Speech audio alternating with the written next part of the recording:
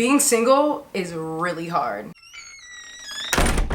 What's up, you guys? It's your girl Amber, and today I want to be open and honest with you guys because I really haven't sat down and talked to you guys and give you a life update about what's going on with me or the struggles that I've had this last year of being single. I mean, the first thing that I want to point out is that I haven't been single this long in a very long time. I've been that person that went from relationship to relationship since I can remember, like a teenager. And even though it's only been a little over a year, and that doesn't seem long to some, it's pretty long for me because I feel like I've always just been back to back or took a couple months. So I really have been making it a point to have some time between relationships. It was hard, you guys, you know what I'm saying? Like, heartbreak is hard. Being in a relationship with the person that I was with the last time, like, it was a lot of years, you know what I'm saying? And I thought we were gonna be together forever, and I think that was like so hard because we didn't end in a bad way. We ended in a way of realizing that we are at two different places, you know what I'm saying? And that we just could no longer grow together. We had to do that individually. And so even though we were very understanding of that and knew that that's what it was, it doesn't make it not hard, you know what I'm saying? I was like really struggling at first, especially when I moved out, you guys, like by myself, like not living with someone. That was kind of hard, you know what I'm saying? So right away I started just filling up my time, just trying to distract myself from how I felt, like with work and friends and going out and doing stuff and traveling and going out and going out and going out. I was constantly not trying to be in the house, trying to distract myself and be away as much as possible and not actually deal with how I was feeling, which was not the right way to go about it, right? Once I gathered myself and realized that I had to deal with this a different way, the biggest lesson that I had to learn right away is how to be okay with being alone. When you live with someone and you're with someone, it's so easy to just get used to having someone around, right? So I never really felt alone because there was someone there or someone was coming home at some point or whatever. That was the hardest thing, is like I had to gather myself, deal with being alone and being okay with that, have some self-care moments, some self-check moments, and being like, going forward, this is what you want, this is what you need, and this is what you deserve. And that process wasn't easy because over this time I kept going back to, I miss my ex, and I could not figure out if it was her as a person or a relationship or both, right? I just have times where I'm just like, geez, like I'm going through this and I want to talk to her, but then if I go and call her, am I messing up her process? Am I being selfish because I'm not thinking about what she may be going through and I'm just gonna like call her and say, I need to talk to you, but what if that messes up her own process of getting over the relationship or whatever, you know what I'm saying? So I was always battling all these things. So then I was like, I gotta deal with this myself. You know what I mean? I can't go back to my old habits. I can't do this. I gotta deal with this myself. So then the next thing that I decided to do was just like, while I'm going through this, like I really need to allow myself to feel what I'm feeling and going through and stop distracting myself. I was like, no, bruh. Like, if you gotta sit there alone one night in the dark and cry it out, cry it out. And I finally just allowed myself to do that because I'm like, if I keep distracting myself, I'm not dealing with how I feel. And so I really was just like allowing myself to sit there and cry and just be like, I'm going through this, and admitting to myself and then to my friends that I trusted with being like, this is how I'm currently feeling. And just like hearing it out, like even saying it felt better. So that was the thing. I realized I could not keep bottling it up, and I really had to deal with that. I had to like grab a hold of my feelings and just feel it out, you know what I mean? And that really helped. But I think the other thing that I was missing with feeling alone is like, I needed affection. I am just that person, which my love language is affection, and I need it to feel love. You know what I'm saying? And I just like, I missed that so much. So then I was like, okay, cool. I gotta get it back out there. You know what I'm saying? I need affection. But heartbreak was stopping me because I just felt like I couldn't do that. If I was still not over someone, I couldn't get out there. But then I realized being open and honest with everyone around me, like from hi, hello, if I felt like a little bit of a flirt, I'm like, hey, what's up? Yep, I'm currently going through da-da-da-da-da, and just like would rant everything that I was going through. But realized that being open and honest actually really worked for me because number one, girls have gone through this before, probably. Either understand or they don't. You know what I'm saying? Make the choice to stay around or not. You know what I'm saying? And so it worked out for me in that way because I ended up hanging out with people, not just in the intimate type space, just meeting and hanging out with people that said or did something that really helped me along my path, my journey. You know what I mean? But the biggest thing that helped me was me deciding to do everything different than what I'm normally used to, right? So if I would normally say no in a certain circumstance, I would say yes.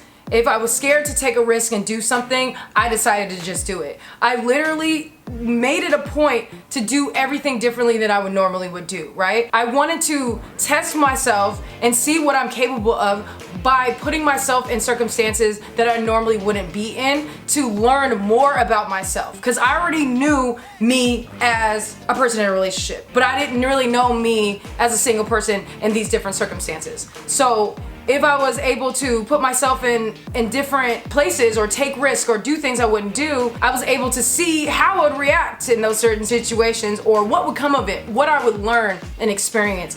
And let me tell you guys, like, that was the biggest thing for me. I can't even explain to you how it felt until you put yourself in that situation of like being able to learn what you're capable of beyond what you think. You get what I'm saying? Like doing something that you wouldn't do and then seeing how you react in those certain situations was like a... So doing things differently was one thing, and the other thing is breaking habits, right? Because if I'm doing things differently, I gotta break my normal habits, right? And then breaking the habits, I found that it was always habits versus true feelings. Was I going back to something because it was just a habit, or did I truly feel this way about it? And then I was able to differentiate what I wanted or what I needed or what I deserved doing that. You get what I'm saying? This is just an example. But for example, if you have to call your ex in the middle of the night just to hear their voice to go to sleep, is that because it's just a habit? Or do you truly feel like you can't go to sleep without talking to them? That right there was huge for me. And I found myself being able to do that more when I traveled. Because think about it, when you're traveling, you're thinking about where you want to go and what do you want to explore. Sometimes you think about, oh, it would have been lovely with my ex, but most of the time you think about what you can do while you're there, right? What I also found is that while taking yourself out of that normal comfort zone of being in your home and remembering all of those things or doing the normal things that you would normally do at your home base, you're taking yourself out of your comfort zone, and then in that realm you can really understand like what is and isn't important to you, or what is a habit or true feeling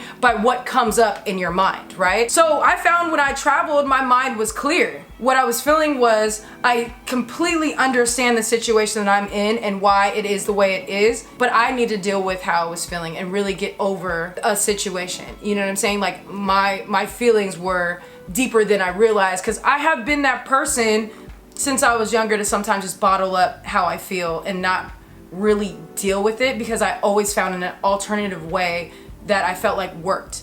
But sometimes you gotta reach down deep and deal with it so it's easier to move on. So traveling has been huge for me. And even if you don't go that far, you guys, I've gone to cities outside of Los Angeles, not that far away, and had like a staycation feel almost, and it feels like a different place, and I found a different part of me while doing that. So the last thing that really helped me is remembering my old self by revisiting old memories. So I started going to places in the city that my dad used to take me to when I was really young, and I would just go there and like feel good and remember stuff and just like remember my old self. And it's not because I want to be that old self person at all, but it's kind of taking you back to a time that felt good, where you remembered that self that wasn't going through that heartbreak. And that really helped put me back where I needed to be. Now listen, I'm still going through it, you guys. People say that it takes almost twice as long to get over the heartbreak of how long the relationship lasts. So there's always so much healing in everything, because I love that person so much. I have found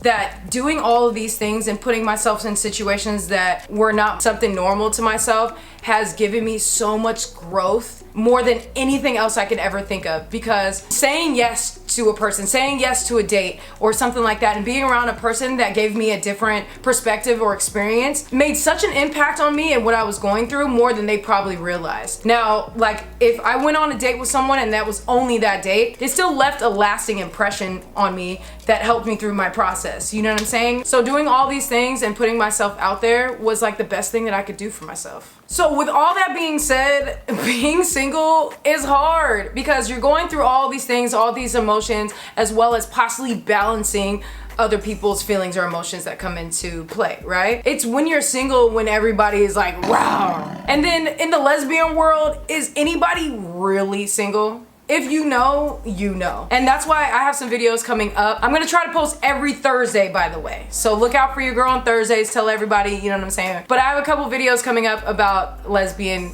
world and lesbian dating and the ups and downs of those things, where to find lesbians, what happens in lesbian relationships, etc, etc, etc. We're gonna do that. We're gonna try to tackle it. If you guys have any ideas, make sure you put them down in the comments below. And one other thing I want to tell you guys about, like, listen, if you're single or in a relationship or just want to get out there, network, mingle, whatever, I need to tell you guys about the weekend soiree. If you haven't heard me talk about it on my Instagram before, I just want to put it out there. The weekend soiree is coming up in New Orleans, which is my favorite city ever, starting on Halloween. It's literally on my bucket list to go to New Orleans on Halloween, and I get to do it with a 4-day lesbian event.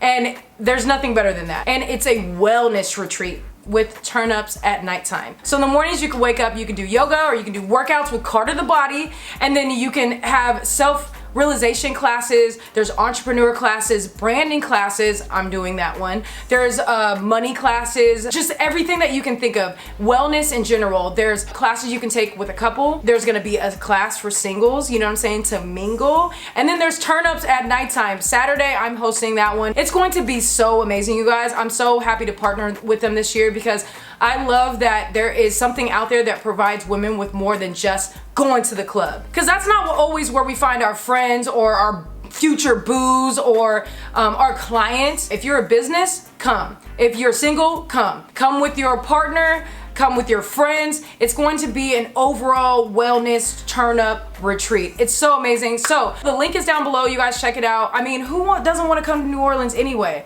It's gonna be a turn-up. I love you guys so much. Stay amazing, stay proud, stay woke. Peace.